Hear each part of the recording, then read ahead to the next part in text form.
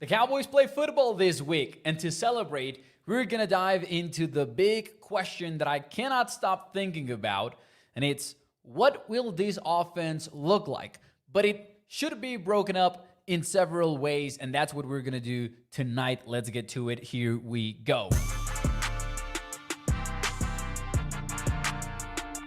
What is up, everyone, and welcome into A to Z Sports Dallas Primetime. I am your host, Mauricio Rodriguez, streaming with you live every Sunday and Thursday night at 8 p.m. Central here on Dallas On Demand Sports Talk Network. Also catching up with you Monday, Tuesday, and Wednesday with quick hitting videos. So you might be wondering, why are we live on a Monday then?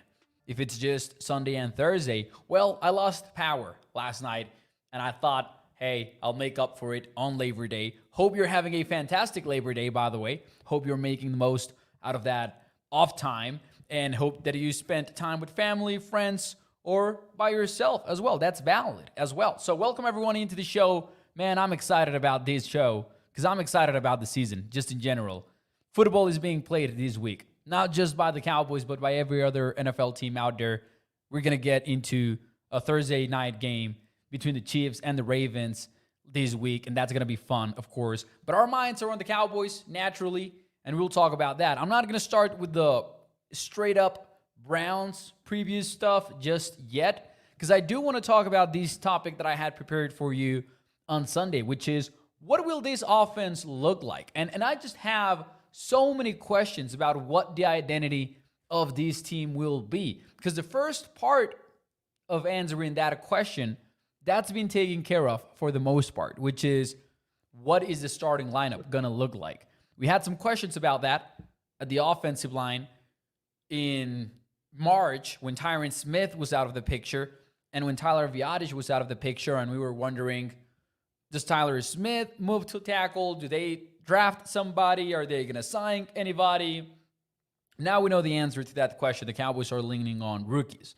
So you're gonna have first-round rookie Tyler Guyton starting at left tackle. Cooper Beebe is going to be your center. You might be hoping for an upgrade in run blocking heading into 2024, and that is going to be a big part of what we discussed tonight. But we've got the rest of the answers there, right? Tyler Smith stays at left guard.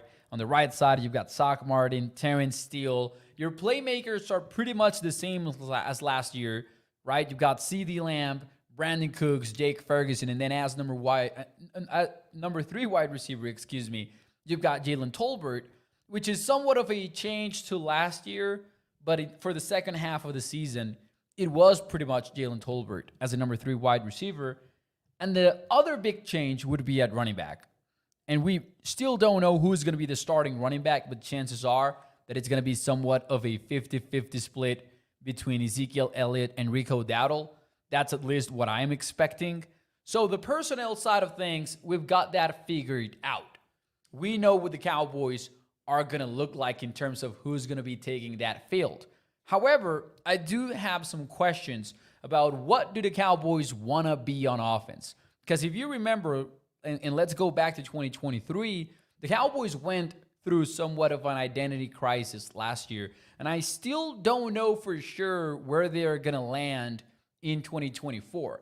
Because before the bye week in 2023, the Cowboys wanted to run the ball, and they wanted to control the ball with quick, short passes, quick game, a lot of that, slants, stick routes, flats. The Cowboys were doing some sort of 1, 2, 3, bam, 1, 2, 3, boom, right? That's what they were doing offensively. And it was working early on, but when the Cowboys started facing the big guys, like the San Francisco 49ers, like even the LA Chargers, they started to feel that need to do something else, right? The 49ers punched them in the mouth, and then 1 week later, the offense was a little bit stagnant until Dak Prescott started using his legs, started moving around, forcing the ball to CeeDee Lamb, who just the week prior had asked for the ball, that he wanted to be the driving force behind the offense, and then everything shifted from there. Because the Cowboys went from being the 12th team in pass happiness pre-bye, and pass happiness, for those of you who don't know, means how frequently do you throw the football in neutral situations, meaning early downs, because otherwise on third down, obviously, you're trying to throw the ball. So early downs and in game situations where the game is not out of a reach or anything like that. So the Cowboys went from being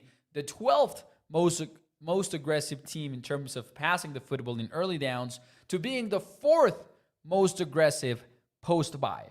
That was significant because the Cowboys were the 32nd team in rushing EPA per play pre-bye. Post-bye, they were 28th in rushing EPA in neutral situations. They were the 6th best team when they were throwing the football post-bye. So they were doing a lot of what they were elite at. And that's what worked for the 2024 Cowboys. That's when everything clicked. That's when they started to look like legitimate Super Bowl contenders. That's when it felt like they could beat anybody. Obviously, we got to January. The Cowboys got punched in the mouth. But you could see that was the best version of the Dallas Cowboys. The one that really leaned into having a second-team All-Pro quarterback and a first-team All-Pro wide receiver. That's when we started to talk about, holy smokes, Jake Ferguson can be truly special in the NFL. Heck, that's when Brandon Cooks became a factor last year. Because I know we wanted more out of Brandon Cooks, but in the second half of the season, after the bye week, everything started clicking on that sense too. So now my question, when I ask what will the offense look like, a big part of it is, does Mike McCarthy lean on what worked EPA-wise, right? Or is it going to be back to square one and the Cowboys are going to be once more trying to control the ball and play this Texas Coast type offense that they talked about so much last year? And I can tell you, I certainly hope it is the former. I certainly hope that Mike McCarthy looks back on 2023 and he goes, well, damn, that worked, right? That worked pretty damn well. Let's do more of that. Let's put this game in Dak Prescott's hands.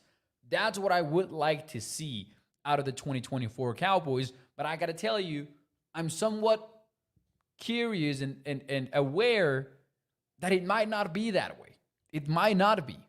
We'll find out when the season begins. We'll find out week 1 against the Cleveland Browns. They're going up against a very tough defense, one of the best in the NFL, arguably the best in 2023. So the Cowboys are going to have that tough test right away, right from the get-go, and I think that's going to provide some early answers.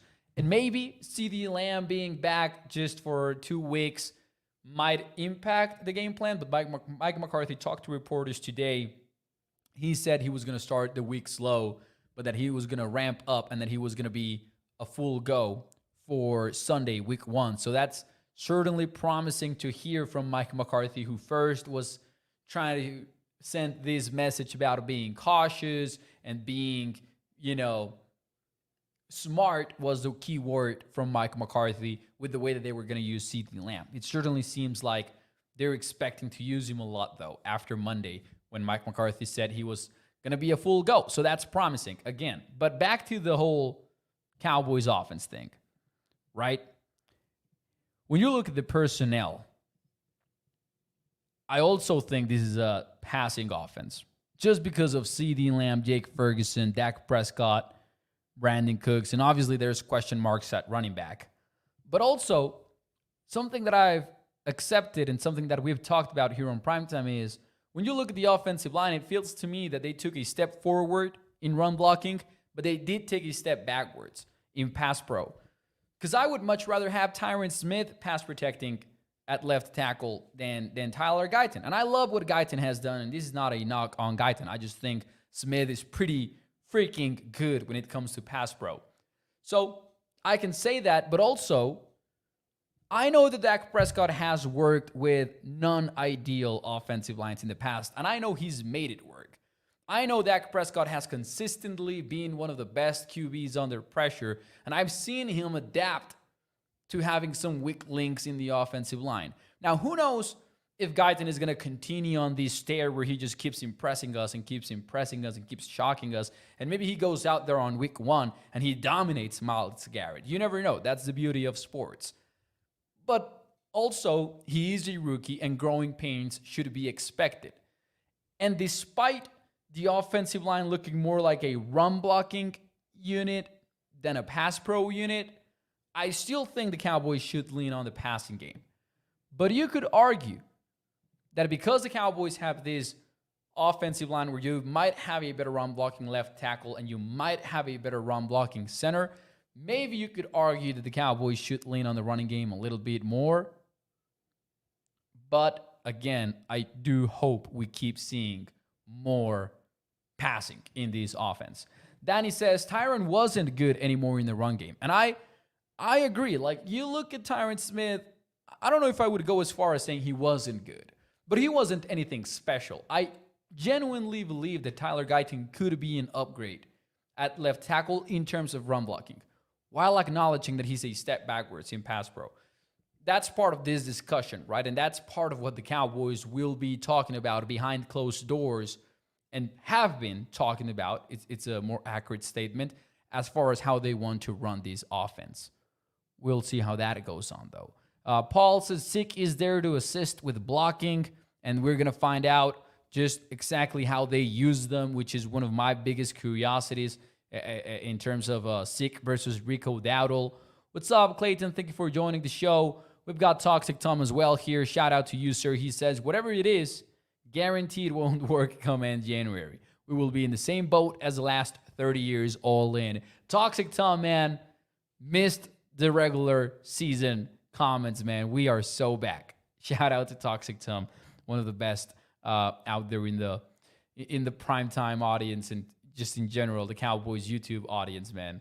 Mark says, I feel knowing the Brownies don't have their bell cow running back. That's going to be big for the game. I agree. But, ladies and gentlemen, I feel good knowing the Browns don't have their bell cow running back, is what Mark Aaron meant. Sorry about that.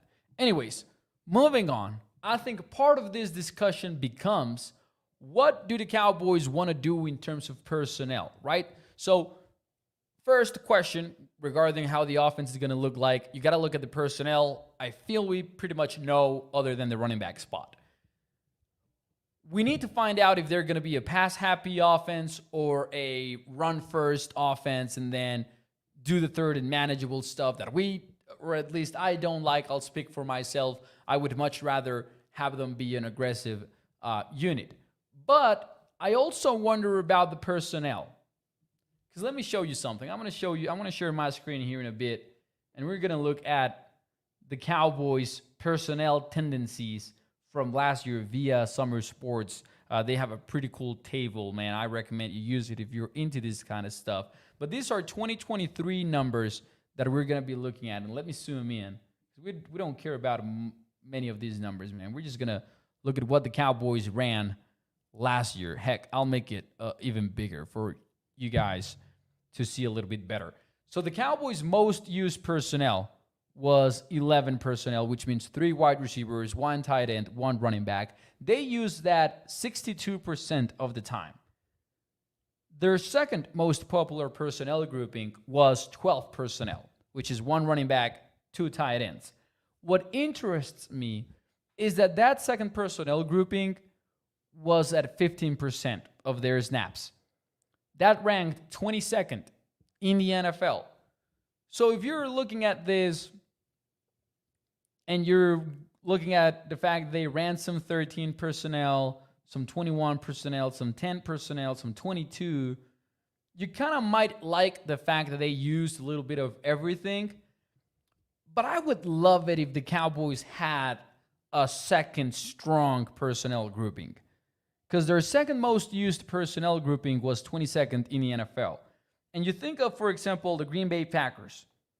They used 12 personnel 32% of the time. That was their second most used grouping.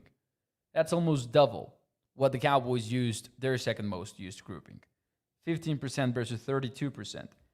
The Patriots, and I wouldn't point towards the Patriots as being an exemplary offense, but still, 39%. The Chiefs did it 28%. The 49ers are wild, man. The 49ers use a lot of 21, a lot of 12 personnel. They are very varied. I think they're the 31st team in 11 personnel usage, which is insane, but we know what Kyle Shanahan likes to do. What I would like to see from the Cowboys is, can they rely on a second personnel grouping more than they did last year? And that might be 12 personnel for the Cowboys. I would like to see more looks where the Cowboys have two safeties on the field, but I would like them to be versatile off of that grouping to the point where they're not just running the football efficiently from 12, but they're also passing the ball efficiently and that they're using it a third of the time. Personally, I would love to see that. It will come down to how much Mike McCarthy likes his tight end room. But here's what I'm thinking. Mike McCarthy talked about John Stephens not that long ago to reporters, and he said something pretty interesting. I don't have the exact quote for you, but he said that he was not expecting John Stephens Jr. to be used situationally. I don't remember which reporter asked the question about John Stephens Jr., but Mike McCarthy said it's not going to be just situationally. He admitted, like, he's tall, he's huge, and he can high point the football, so he's likely going to be used in the red zone. We might see John Stephens Jr. have an important role when the Cowboys are knocking on that door, because he's a big target. That's what you want when you are about to score a touchdown. But he said he's going to be used more than that. And not only did he mention special teams, but just the fact that he's looked so much improved as an inline blocker.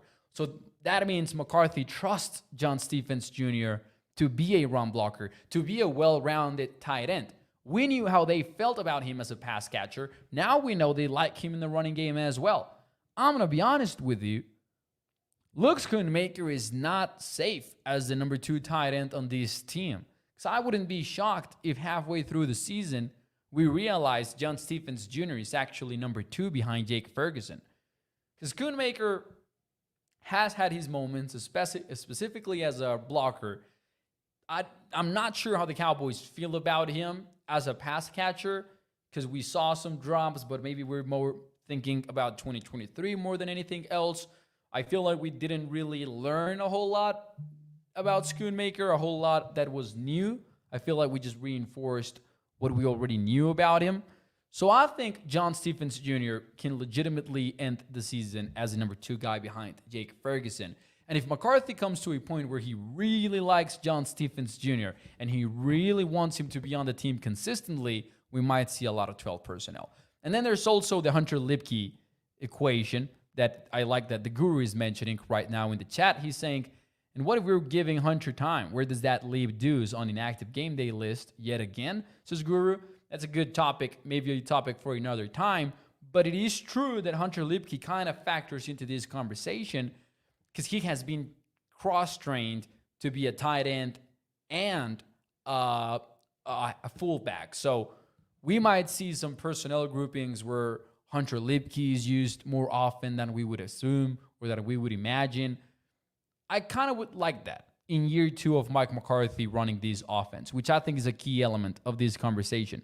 Mike McCarthy took over last year from Kellen Moore, and he did some things that he wanted to do, but now going into year 2, what is added on top of that? How does this offense evolve? Because it certainly feels like there's a lot of room to evolve. Another aspect of how this offense is going to look like in 2024, for example, is what about the running game? It really felt like the Cowboys didn't do a whole lot that was special when they were running the football. And that became pretty evident when you were looking at the Niners run the ball, when you were looking at the Lions run the ball. You saw pin and pull, you saw counter, you saw sweeps, you saw all sorts of run game looks. And it seems like the Cowboys never did much of that. Sure, they had some pulling blockers here and there, but they weren't doing anything special, I feel like. And I wonder if there's some involvement in that specific aspect of the Cowboys game. That's what I also would like to see, and I think that goes tight, hand in hand with what you're doing personnel-wise. Because if you're just running 11 personnel 60% out of the time out there, you are somewhat limited in how you're running the ball. But if you're mixing in a healthy amount of 12 personnel groupings, of 21 personnel groupings, where you've got 2 running backs and 1 tight end, maybe the Cowboys could mix that up a little bit more. The Real Darrell says the offensive line can make average running backs look good. To win it all, you still need that running back that makes a safety have to drop down into the box. Teams would prefer send 8 guys into coverage. And yeah, it's an all-encompassing game at the end of the day. But I do agree that a better run-blocking offensive line can make average running backs look good. And I think that's the biggest reason why Cowboys fans should believe in the run game. Like, if you're picking a reason, I think it starts with Cooper Beebe and Tyler Guyton setting the tone alongside Tyler Smith up front. Like, those are just mean offensive linemen that I think should get us excited. The coaching staff needs to have an evolution, as I said, on offense. It cannot be all zone all the time. It cannot be, more of the same every single game. I want the Cowboys to really take that running game to the next level. And then also, that doesn't mean, to stop the pass happiness stuff. You got to run efficiently. You don't got to run a lot. You just got to run efficiently. When you do it, you got to be good at it. But still lean on the passing game. That's what I do, man. I think the Cowboys have a top 10 quarterback in the league. I know that's controversial still for some reason.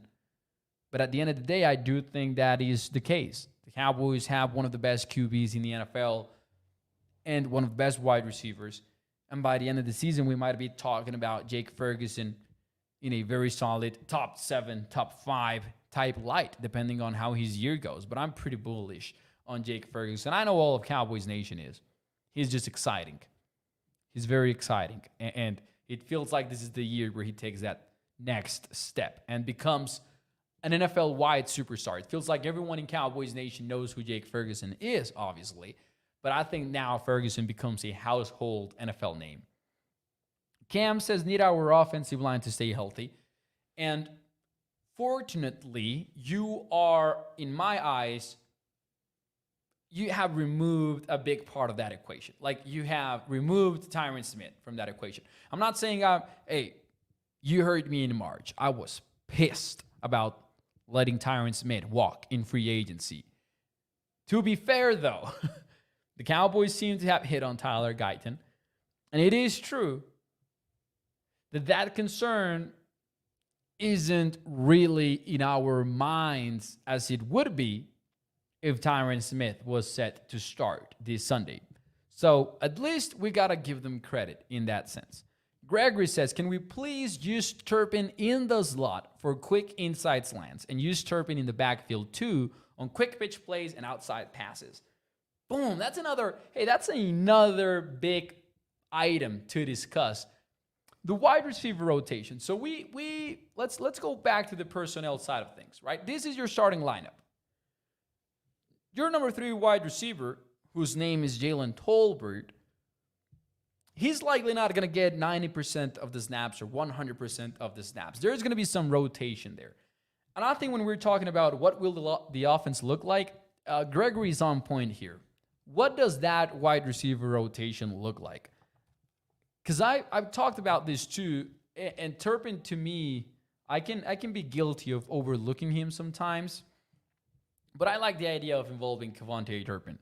The thing to me is, I'm also a little bit into the idea of involving, Ryan Flournoy, maybe Jalen Brooks.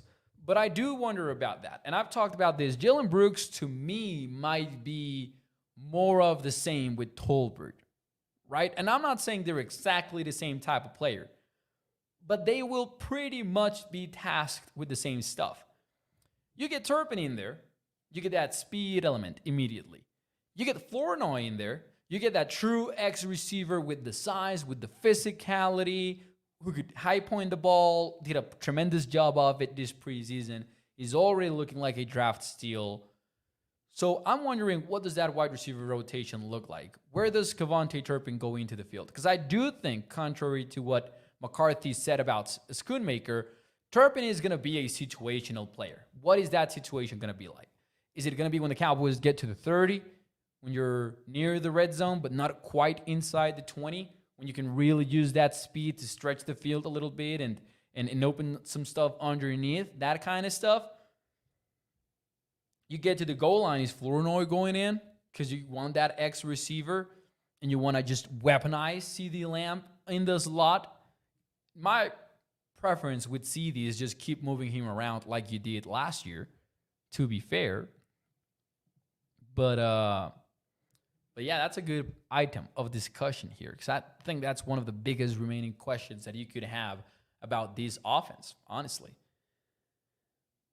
My wish is for the Cowboys to stay aggressive, throwing the ball, keep force-feeding CeeDee, honestly. Keep approaching those 10 targets every single game. CeeDee deserves that.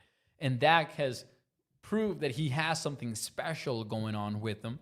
I think Jake Ferguson is going to be your number 2 most targeted player this year. He has that potential. And I want that healthy rotation at number 3 wide receiver, because I think all of these guys bring you something that the others don't. So just be smart about it without being predictable. Now, someone asked about Deuce Vaughn. Ideally, I would like Deuce Vaughn on that team, on that game day roster. I've talked about this, man. Who is going to be inactive? This is very tough to predict. My early guess, though, at who is going to be inactive, I've got Trey Lance obviously being inactive. By the way, Mike McCarthy confirmed today that Cooper Rush is QB2 of this team. No surprises there. Tight end Brevin Spanford, Matt Waletzko, or one other offensive lineman, but there's only going to be one of them in the inactive list, because you got to have 8. Buddy Johnson, linebacker, and I wonder about him because they do seem to like him on special teams. In week 2 of the preseason, he was named a team captain for special teams. And then Andrew Booth Jr. Those would be my guesses as your 5 inactives. You might have 6 if they call up Dalvin Cook, or they do whatever with Carl Lawson. They might have to move some pieces around. But what I'm trying to say is you might be able to carry Dowdle, Sick, Lipke, and Vaughn into that game day roster. I'm skeptical that they call up Dalvin Cook in week 1, just because I don't think they expect him to be ready. It's not quite the same as with CeeDee, where you have that trust with CeeDee, and he is elite at his job right now, whereas Cook isn't. I want to see Deuce Vaughn be a part of this offense, man. I want to see that so bad. I want them to prove me wrong in that aspect. Mark Aaron, we're not talking about that, man. Mark, we're not talking about Clemson right now. We're just going to ignore that comment. You know what pisses me off the most? And for those of you who don't know, I'm a Clemson fan. If the Tigers had been blown out, like starting in the first quarter, I wouldn't have mind. Man, that's Georgia doing their thing. But they should have been in that game. And man, it was frustrating as hell. Ron Ferguson at times when he trick plays his Cam.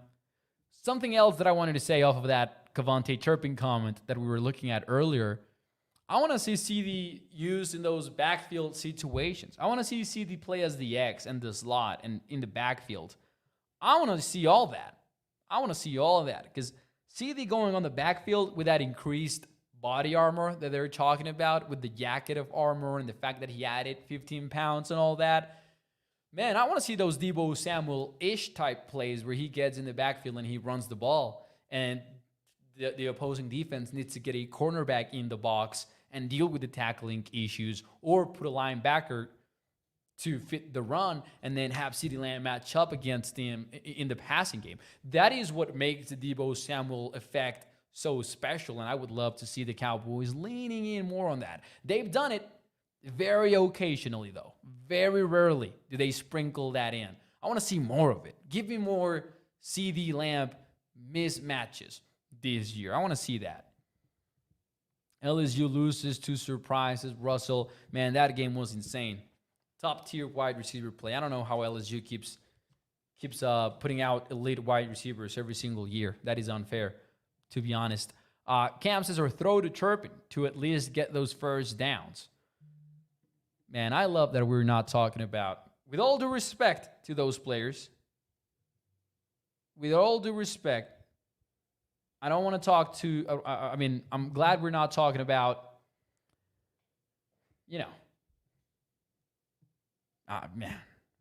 Sean Wright, right? I'm glad we're not talking about Fehoko. I'm glad we're not talking about Eric Scott making the team or not. Willie Harvey Jr. I'm glad we're talking about these team stars now because the season starts this week. I'm excited, ladies and gentlemen. Thank you. Thanks so much for tuning into the show tonight. We'll be back tomorrow with the quick hitting videos, and then again on Wednesday, and then Thursday night at halftime, around halftime with the kickoff game, we'll be going live to talk some more Cowboys games versus the Browns, ladies and gentlemen. Thanks so much. Hit the like button for me, and I will see you tomorrow. Have a good one. Enjoy the rest of Labor Day. Bye-bye.